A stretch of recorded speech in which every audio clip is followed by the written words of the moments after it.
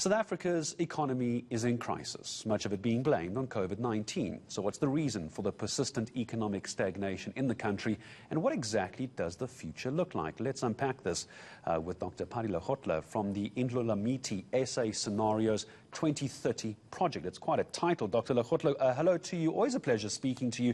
But I can't help but wonder, the economy being the economy and its dire straits at the moment being blamed on COVID-19. But our economy wasn't great before COVID-19, was it? Good morning. Well, we have been in these doldrums of low growth, high unemployment, high inequality, and increasing poverty for the last decade. Having had a glimpse of success in the first decade, particularly between 2003 and 2005, having tried with about 5% growth.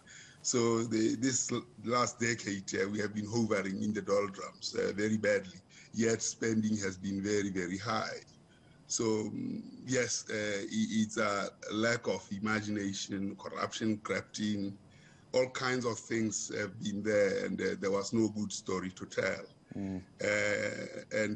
I think the absence of tools of foresight have actually decimated us in part. And of course, when coronavirus arrived, it found us in very, very miserable position. And I don't think we have thought about alternative scenarios to get there. So in 2017, Indlulamithi was born and considered many things, and actually made a lot of progress in terms of quantifying the scenarios, which are Gwara, Isibujwa, and Nailawok, and all those. The quantification clarified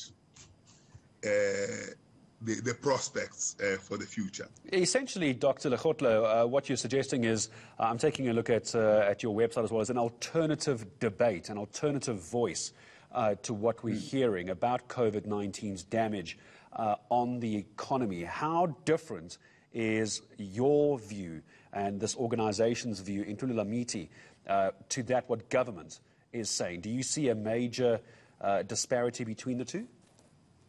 Oh yes, it's a very diametrically, let me not say diametrically opposed. In a way, it is diametrically opposed because there is an alternative view. We need a process by which we put together policies which can actually still bring South Africa to what the NDP was suggesting, so was the RDP by 2030. And that depends on a set of policy mixes that have to be in place. I mean, we are proposing through Indlulamithi and thanks to ADRS, Applied Development Research Solutions, that have been involved in this work of quantifying the different scenarios. Gwara, which is really a foundling state, which it is now. I mean, we couldn't be in a worse position where a former president undermines the constitution. That's really a stateless, or rather almost drifting towards a failed state, and then also an army protecting him with an economy that is foundling. That's the Gwara state that was projected by Gwara and quantified for that matter.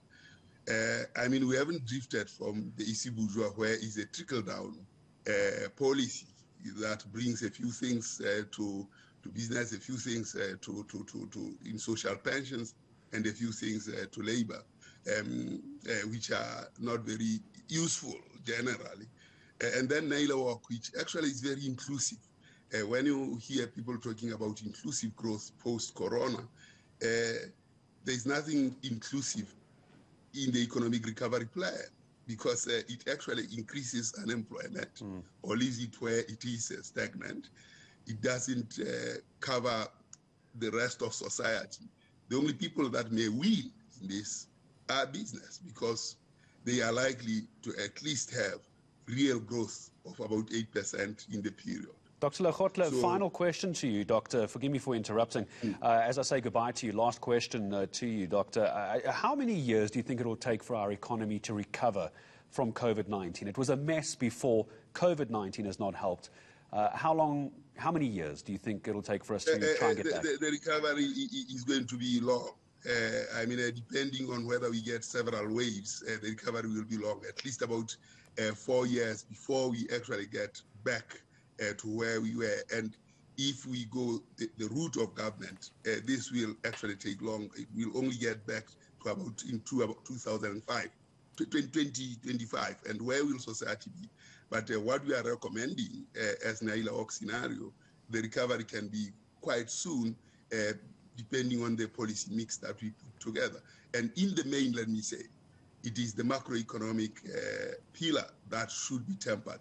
And unfortunately, in the economic recovery plan, it looks like the macroeconomic pillar is not going to be touched. In exchange for that, the trade and industry has been allowed to discuss master plans. And labor, if you heard and listened to the president's speech, the consideration for labor laws never featured in there. So it looks like in the economic recovery plan, macroeconomic, in exchange for not touching the macroeconomic, which is interest rates, expansion of credit and all that, in exchange for that, there have been an allowance for master plans, because Treasury was very critical of these master plans that they do not work. But this time around, they've been allowed to play a role in there. And of course, Labour got a deal probably for labor laws not to be touched. Dr. Lehohla, it's always a pleasure speaking to you. Dr. Pali Lehohla, I'm going to say thank you to you. There's an awful amount to unpack with various scenarios, but essentially the takeaway from that 4 years to get back to where we were, that's pre-COVID, according to Dr. Pali Lehohla from the Indlulamithi SA Scenarios 2030 project. They're offering, they say, an alternative view, an alternative debate to how much damage COVID-19 has done for the country's economy. 4 years, Dr. Lehohla says, to get back where we were before COVID-19.